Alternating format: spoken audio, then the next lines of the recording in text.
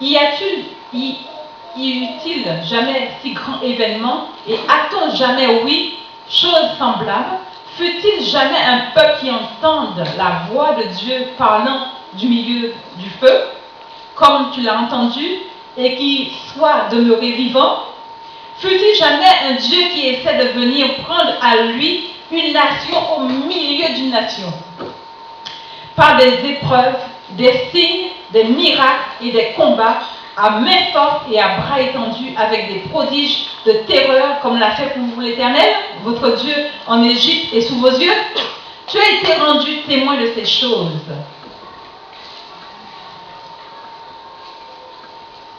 Oh, j'ai perdu le...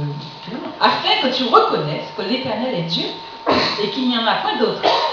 Du ciel, il t'a fait entendre sa voix pour t'instruire. Et sur la terre, il t'a fait voir son grand feu. Et tu as entendu ces paroles du milieu du feu. Il a aimé tes pères et il a choisi leur postérité après eux. Il t'a fait lui-même sortir d'Égypte par sa grande puissance. Il a chassé devant toi des nations supérieures en nombre et en force pour te faire entrer dans leur pays, pour t'en donner la possession comme tu le vois aujourd'hui. Sache donc en ce jour et retiens dans ton cœur que l'Éternel est Dieu, en haut dans le ciel et en bas sur la terre, et qu'il n'y en a point d'autre. Et observe ces lois et ces commandements et que je te prescris aujourd'hui, afin que tu sois heureux, toi et tes enfants après toi, et que tu prolonges désormais tes jours dans le pays que l'Éternel, ton Dieu, donne. C'est donc la conclusion que je vais donc faire. Voilà ce que Dieu a fait pour Israël. Et comme vous savez, nous sommes l'Israël spirituel. Ce que l'Israël physique a connu d'une manière physique, on voyait. Nous aussi, c'est pareil, de manière spirituelle, nous avons ces pharaons, nous avons ces peuples qui sont là, qui veulent nous empêcher d'entrer dans notre héritage. Mais Dieu dit, non, j'ai mon plan, sois heureux. Donc il y a,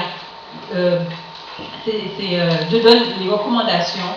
Observe ces lois et ces commandements que je te prescris aujourd'hui afin que tu sois heureux. Dieu désire qu'on soit heureux, mais ça ne viendra pas comme cela.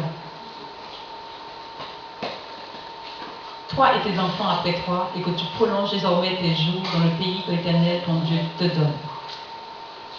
Maintenant, je vais vous poser quelques questions. Contre quel ennemi vous battez-vous aujourd'hui?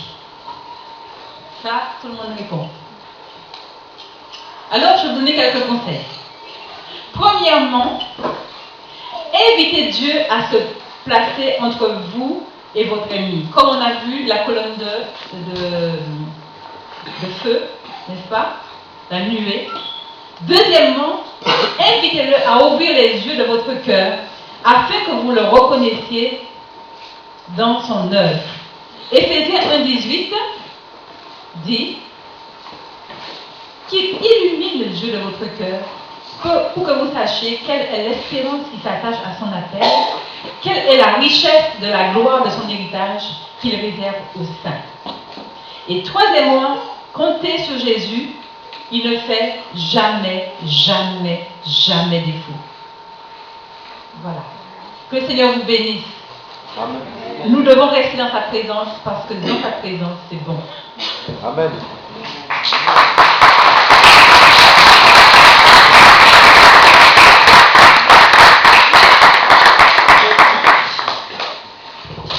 Voilà, je pense que bien aimé, pour continuer dans ce qu'elle a dit, je pense peut-être dans notre cœur, vous savez, là, elle a survolé beaucoup de choses, peut-être dans ta vie.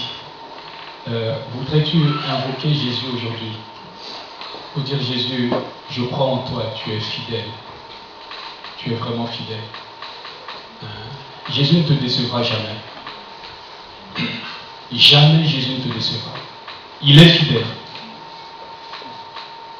Tu es venu peut-être ce matin en te posant des questions au fond de toi. Seigneur, si tu ne me parles pas aujourd'hui, c'est peut-être la dernière fois pour moi de me tourner vers toi. Seigneur, si tu ne me dis pas quelque chose pour calmer ce qui est au fond de moi, c'est peut-être la dernière fois que je vais que je vais t'invoquer, que je vais t'appeler au secours. Dans ce que notre sœur a partagé, elle a dit dans Hébreux 13, 5, je ne te délaisserai point, je ne t'abandonnerai point. Voilà la réponse de Dieu pour toi. Ce que tu traverses en ce moment, même si tu ne sens pas sa présence, Dieu te dit, je suis là. Je ne te délaisserai point. Je ne t'abandonnerai point. Je ne suis pas un homme pour mentir. Je suis ce Dieu-là, qui est le Dieu de parole. Dieu de parole. Pas seulement Dieu de la parole, mais Dieu de parole. Accroche-toi à ton Dieu. Bien aimé, je crois qu'il y a des moments propices où nous devons vraiment chercher le Seigneur. Nous ne savons pas ce qui est devant nous, chers amis. Nous ne savons pas ce que le lendemain nous réserve. Nous ne savons pas tout ce qui va jalonner ces mois jusqu'en décembre. Nous ne savons pas. Vous vous rendez compte ce que j'ai vécu? Janvier, j'étais tout frais, tout chaud. Septembre. Février, clac. Et mon premier message de l'année, c'est sur l'alliance. Je vous ai invité à écrire une alliance avec Dieu, à contracter une alliance avec Dieu. Ah, c'est la bénédiction du ciel qui descend.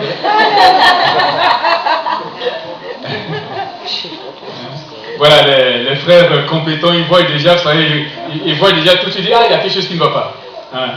Bien aimé, c'est formidable ce que le Seigneur fait. Déjà, dans ton cœur, dans ta vie, il y a quelque chose. Je vous ai dit, faites une alliance avec Dieu. Écrivez votre alliance avec Dieu. Et dans mon message, je me souviens, j'ai dit, parfois le Seigneur, sachant ce qui va vous arriver, le Seigneur précède le temps. Parce qu'il n'est pas dans le temps. Le Seigneur précède toujours le temps. Il est au-dessus du temps. Le Seigneur sait même déjà d'avance ce que le diable prémédite contre vous. Est-ce que vous me suivez, bien-aimés? Le Seigneur a laissé son peuple en Israël. Pendant 400 ans, ils ont gémi, ils ont pleuré. Et à un moment donné, au temps marqué de Dieu, Dieu a commencé son service. Laissez-le, ne regardez pas là-bas, regardez-moi ici. Laissez-le tranquille, il est en train de louer le Seigneur. Le Seigneur, au temps marqué, le Seigneur a commencé. Et quand Dieu se met en marche, Seigneur, mes bien-aimés, qui est le diable pour se tenir devant votre Dieu? Quand le Seigneur se met en mouvement, qui est le diable pour se tenir dans sa présence?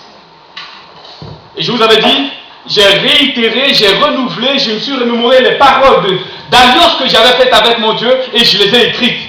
C'est encore là dans ma Bible. Et souvenez-vous, le Seigneur veut vous préparer avant que l'épreuve ne vous atteigne.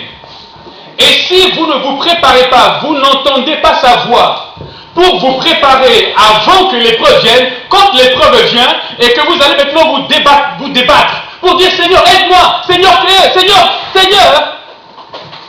C'est là que bien souvent, c'est trop tard. J'ai rappelé à Dieu, Seigneur, ton alliance avec moi. Et Dieu commence à donner des instructions, la sagesse pour traverser l'épreuve. Dieu va mettre autour de toi des hommes et des femmes qui t'aiment comme vous l'avez manifesté pour nous. J'aime des messages pratiques, mes amis. Les frères et sœurs qui sont autour de nous, nous leur avons confié nos cœurs, nous l'avons pas. Et ils ont prié pour nous. C'est ce qu'ils ont fait, on était ici. Je ne vais pas aller dans les détails. Hein. Ils nous ont mis au milieu et ils ont fait tout un bouclier, comme un bouclier autour de nous. C'est ça, mes amis, lorsque l'alliance de Dieu agit favorablement pour toi. Il est dit, si vous écoutez ma voix, dans ce que nous avons lu tout à l'heure, dans le psaume, Ésaïe 55, si vous écoutez ma voix, je rendrai durable mes faveurs envers David. Je rendrai pour vous durable. Je vais perpétuer les faveurs